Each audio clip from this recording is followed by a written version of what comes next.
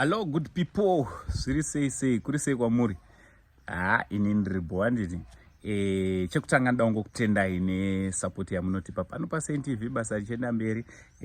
Ndichida kutogara ndakukurudzira kutoti if you are new kundoona thank you very much. Ndichingoti subscribe handiti subscribe kuitira kuti every time we upload videos you'll be notified nekuti I do this on daily basis. Also ndichida kuti welcome back to all our returning subscribers. Welcome back. Rambai muri panapa, ndimi vanhu vachiona handiti ndimi munotoita kuti basa rirambe richifamba. So nyaya yandoda kuadresa panapa inyaya yaTatelicious. Tatelicious akazenge oundurawo angu akazenge otukawo sekuru venyika, anko vevanhu, chanzvadzi chamai vake handiti because ndiritori hanzvadzi yamai vemunhu wese including mai vake iye. Ndini chigotwe mumba mana mai vake, so kureva kuti akanga otuka nehanzvadzi yamai vake, kureva kuti wakatotuka mai wakatuka mai handiti.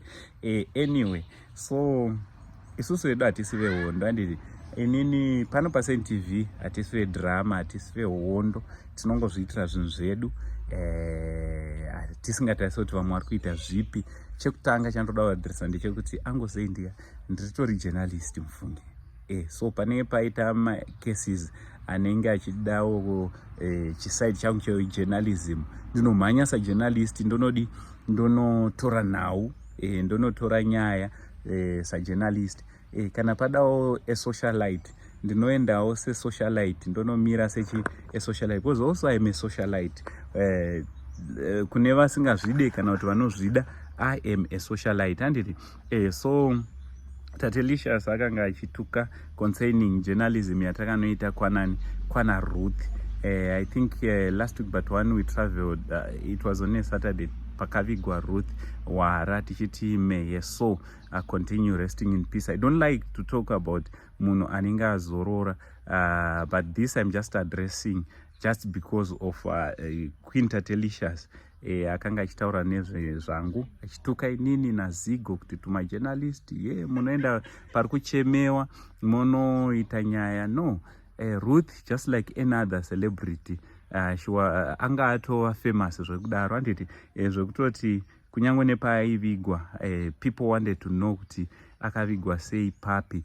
And nenyaya dzakanga dzichitenderai, we thought it wise kuti ndo yakanga iri the rightful time yekutobvunza, because family though they were grieving, we were grieving as well, and taitorwadziwawo because we loved that child, that kid.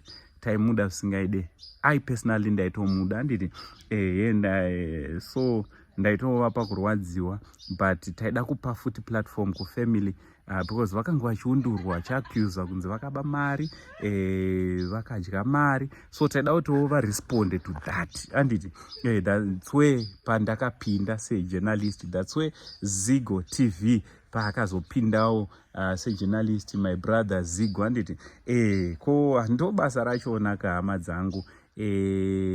Mapurisa chaiwo akasvika wana akabvunza vanhu kunyange vafirwa. Why? Because ibasa handiti, ibasa rine chida kutoti ritoitwa panguva yachona ipapo. You can be against it but work is work handiti. Ndo basa ratakatopikira kuti susu tichaita zvinhu zvisina kutaura paside, tichaita kuti tiprovide with a platform yekuti vanhu vanotaura mafungiro avo. So I've seen a lot of chete I've seen ndatoonawo nhasi handifollowe zvakawanda nditi. So kana wakambotituka wakataura zviri negative about us, even no comment section, ndine urombo kana uchiti tinoverenga, ndoiwane epitime yachona. I've got a lot of things to do, zvokuti I don't waste my energy on negative things and comments handiti. I don't waste my energy on such things. So panapa paSaint TV tinokurudzira kuti let's stay positive. Izvo zvokuti tinonotukwa unzi angosei ndi vane AIDS, angosei ndi vari kubvudzi AIDS hakusisiri kutuka mazuva ano because we've got millions and millions of Zimbabweans vari kutorarama neutachiona. Ndosaka kuri kutori nemaboards ariko akagadzwa with the government of Zimbabwe anosupporta people living with HIV. Handiti so handidi kuuya panapa ndichitaura kuti ndinayo here kana kuti handina because zvinotodemotivata someone, zvinokanganisa someone. So kuva positive kana negative, that doesn't change a person. Handiti kana iye wachona ari kutaura zvekuti angosayendwa neAIDS uchiita seuri kundituka, iwewe maybe hauna kana kuti utori nayo, that doesn't matter. Handiti status haina kana nebasa rese, especially this age. Ukatoona munhu anoda kuita mbiri nekutaura about people's status, munhu iye pacontent creation ane kakusara kaari kuita. Tinotokurudzira kuti titaure content yekuenda mberi, not content yekutukana. We should love one another. Handiti so to Tatelicious, I just want to say I love you so much. Handiti and I don't follow you, I don't follow what you do, but same Zimbabwean, I just love you. Handiti I love you, say a brother. Handiti I love you, say a brother, a Zimbabwean brother. I don't care about what you say. Ndataura zvakawanda nevanhu, vamwe vakatotiti tine cancer, akufa, Uncle Saint, vamwe vakato, people saying a lot of things. Tinotukwa pamwe pachona, totongoudzwa tichitoseka, endoseka manje. Indoseka kana patinotukwa because whether it's true or not, that doesn't stop my life. Handiti Queen Tatelicious asvika pakutaura dai mukaita accident netumota twenyu, unotoziva kuti tine tumota tunomhanya tunogona kubheuka.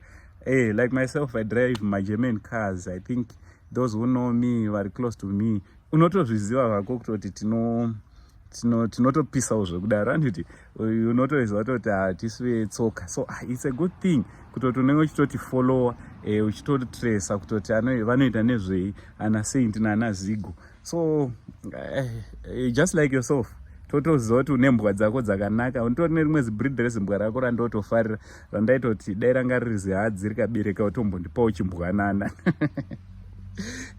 Zimbabwean handisingazoziva kuti chinobva sei ikoko, but ndaitoda chipapi chezimbwa zvako chekuti ndonoisawo padheni pangu. Handiti but well, we don't stay on negative comments. We don't care about what people say zviri negative. We just focus on positive things. Handiti so guys, musamvenge Queen Tatelicious, just take her or him as a entertainer, as a content creator who is trying to survive, just like how I'm doing. I'm trying to pay my bills through this media. Naye futi anototsvaga vanopisa panguva yachona saana Uncle Saint. Akatotaura naUncle Saint anotoziva kuti attention yese would then refocus yoenda kwaari. Ko variko vanotongorarama nekutaurawo vamwe. So I don't know.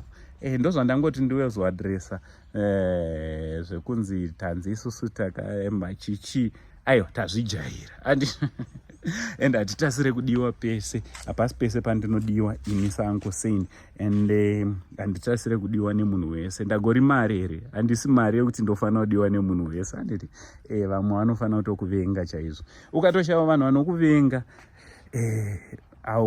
unenge usisina anokumotivate. Do you know kuti those who love you, ndimbokuudza vanhu vanokuda iwewe, pamwe pachona havakudze chokwadi, pamwe pachona havakudze zvaunofanira kuti unzwe zvinokupusha kuti uende mberi, because vanenge vachingokuudzai kuti hamudhara munogona, chibaba munogona. But the moment yaunowana macritics, that would then push you. Unotanga kuona I don't take criticism secriticism, ndoitorawo in a positive way, kuti ndepapi zveshowa munhu ari kutondisora nezvaakaona zvandikaresva, and then ndogadzisa ipapo ndoenda mberi. Ndozvandangondiwezongoadresa. So this is Uncle Saint, ndiri kutaura ndiri panapa, ndichitaura izvi ndiri kuno kwaMutare.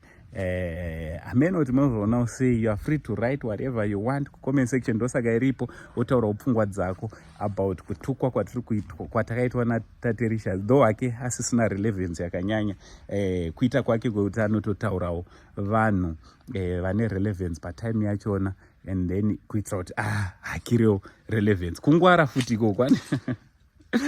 Much love and God bless.